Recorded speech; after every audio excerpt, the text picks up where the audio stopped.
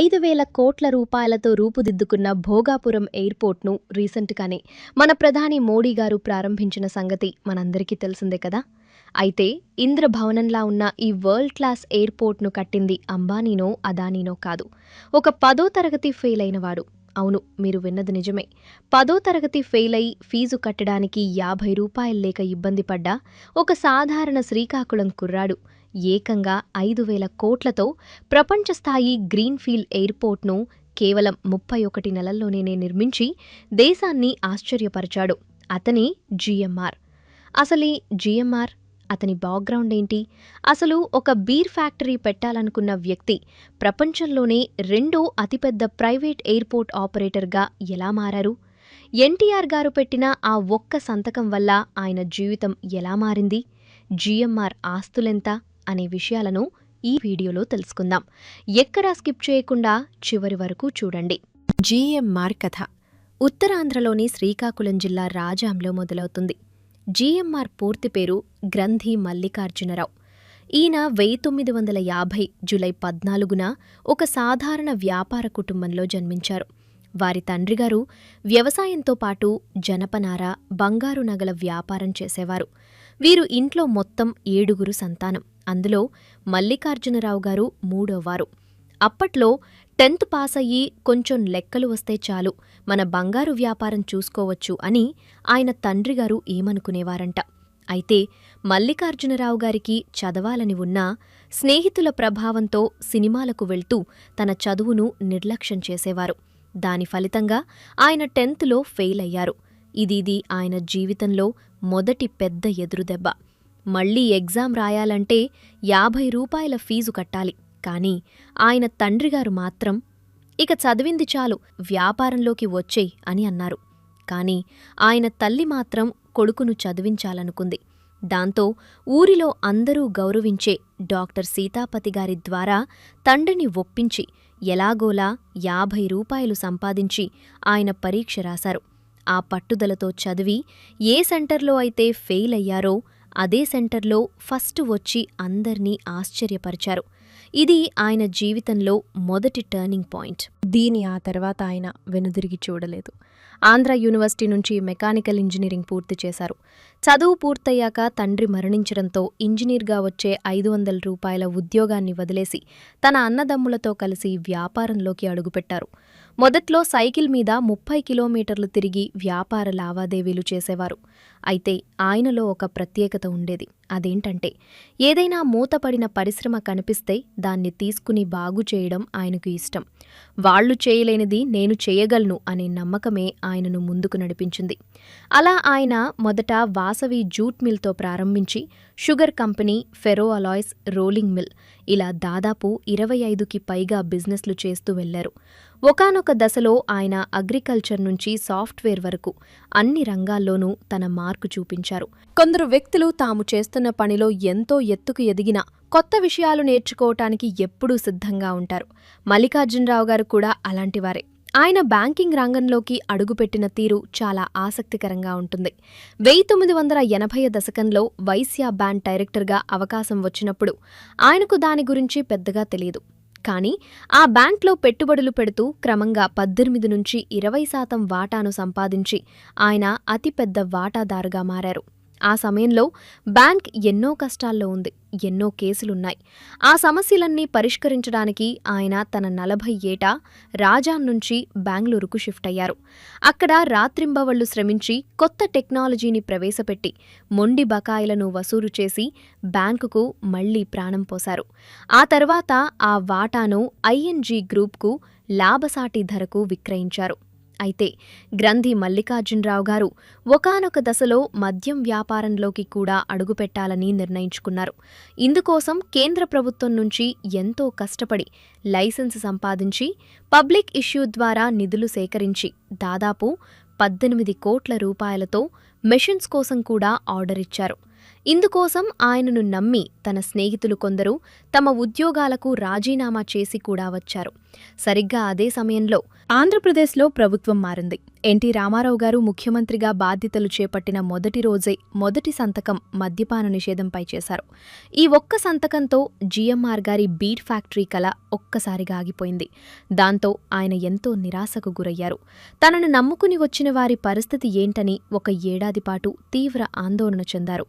మద్యం వ్యాపారం ఆగిపోవడంతో చేతిలో ఉన్న నిధులను ఏం చెయ్యాలని ఆలోచిస్తున్న సమయంలో దేశంలో ఆర్థిక సంస్కరణలు మొదలయ్యాయి. అలా ఆయన అనుకోకుండా ఇన్ఫ్రాస్ట్రక్చర్ రంగంలోకి ప్రవేశించారు. అలా మొదటిగా మద్రాసులో 200 మెగావాట్ల పవర్ ప్లాంట్ కోసం ఎంఓయూ కుదుర్చుకున్నారు. ఇది ఆయన జీవితంలో పెద్ద మలుపు.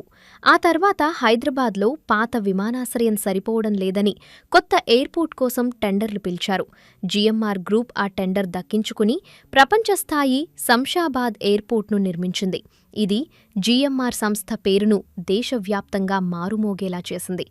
ఒకవేళ ఆ రోజు ఎన్టీఆర్ గారు మద్యపాన నిషేధం విధించకపోయి ఉంటే తాను కేవలం ఒక ఆంధ్ర విజయ్ మాల్యాలాగా మిగిలిపోయేవాడినేమోనని, ఆ నిర్ణయం వల్లే తాను ఈరోజు అంతర్జాతీయ స్థాయికి ఎదిగానని ఆయన చెప్తుంటారు. మొత్తానికి ఎన్టీఆర్ గారి ఆ ఒక్క సంతకం జీఎంఆర్ గారిని ఒక సాధారణ వ్యాపారవేత్త నుండి ప్రపంచస్థాయి ఇన్ఫ్రాస్ట్రక్చర్ టైటాన్గా మార్చడానికి పునాది వేసింది. ఇక విమానాశ్రయాల విషయానికొస్తే జీఎంఆర్ గ్రూప్ శంషాబాద్ ఎయిర్పోర్ట్తో మాత్రమే ఆగిపోలేదు.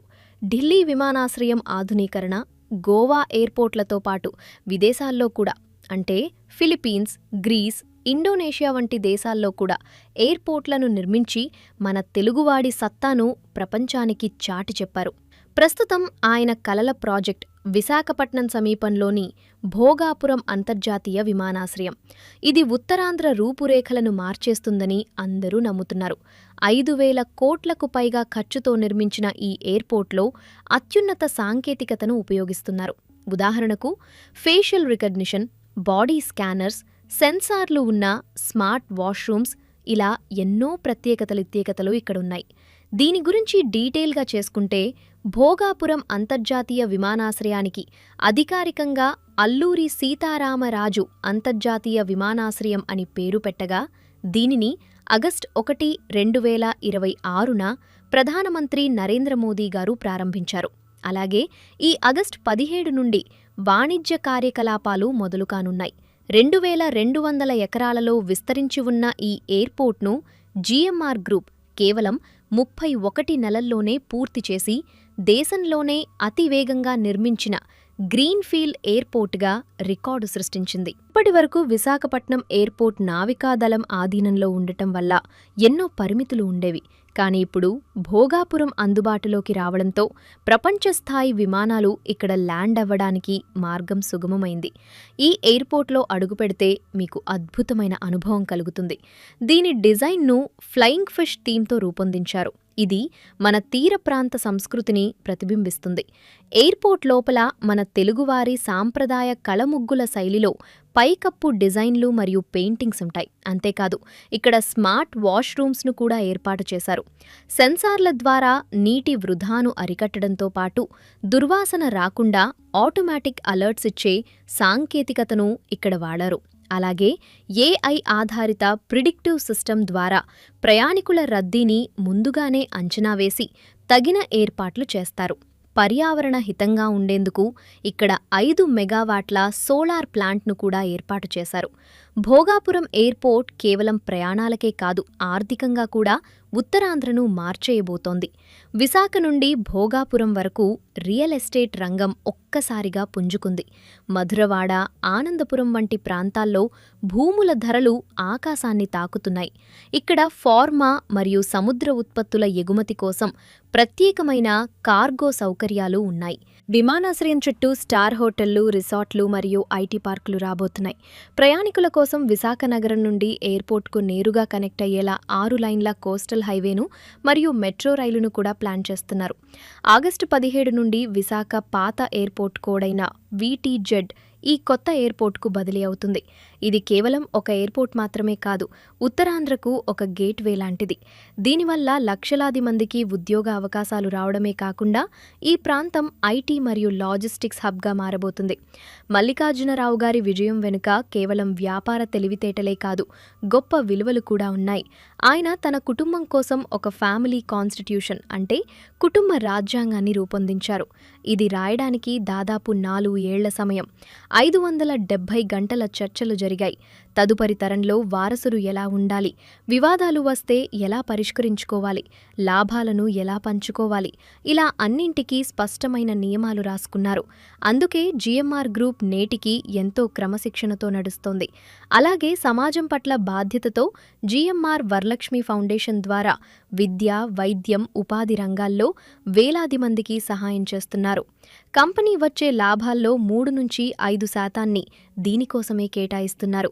రాజాంలో వారు నిర్మించిన ఇంజనీరింగ్ కాలేజీ ఎందరో గ్రామీణ విద్యార్థుల జీవితాల్లో వెలుగులు నింపుతోంది. ఇక ఆయన ఆస్తుల విషయానికి వస్తే జీఎంఆర్ గారి మరియు ఆయన కుటుంబ నికర ఆస్తుల విలువ సుమారు 16,000 కోట్లకు పైనే ఉంటుంది. వ్యక్తిగత ఆస్తులతో పాటు ఆయన నేతృత్వం వహిస్తున్న GMR airports infrastructure limited company మొత్తం మార్కెట్ క్యాపిటలైజేషన్ 60,000 కోట్లకు పైగా విస్తరించి ఉంది. అలాగే ఐపీఎల్లోని ఢిల్లీ క్యాపిటల్స్ టీంలో జీఎంఆర్ గ్రూప్కు 50% వాటా ఉంది. ఒక మారుమూల శ్రీకాకుళం జిల్లాలో పుట్టి వెనుకబడిన ప్రాంతం నుంచి అంచెలంచెలుగా ఎదిగి ప్రపంచంలోనే 2వ అతిపెద్ద ప్రైవేట్ ఎయిర్పోర్ట్ ఆపరేటర్గా జీఎంఆర్ను తీర్చిదిద్దిన గ్రంథి మల్లికార్జునరావు గారి విజయగాథ నిజంగా స్ఫూర్తిదాయకం. చివరకు తన పుట్టిన నేలకు చేరువలోనే భోగాపురం అంతర్జాతీయ విమానాశ్రయాన్ని నిర్మించడం ఉత్తరాంధ్రకు గర్వకారణం. ఇలాంటి విజయగాథలు ప్రతి యువకుడికి స్ఫూర్తినివ్వాలి. మనోడు మన గర్వం. సో ఇది ఫ్రెండ్స్, జీఎంఆర్ గారి ఈ గ్రేట్ అండ్ ఇన్స్పైరింగ్ స్టోరీపై మీ అభిప్రాయమేంటో కామెంట్ చేసి వీడియో నచ్చితే ఒక లైక్ చేయండి. అలాగే ఇలాంటి మరెన్నో ఇంట్రెస్టింగ్ వీడియోస్ కోసం మా ఛానల్ని సబ్స్క్రైబ్ చేసుకోండి.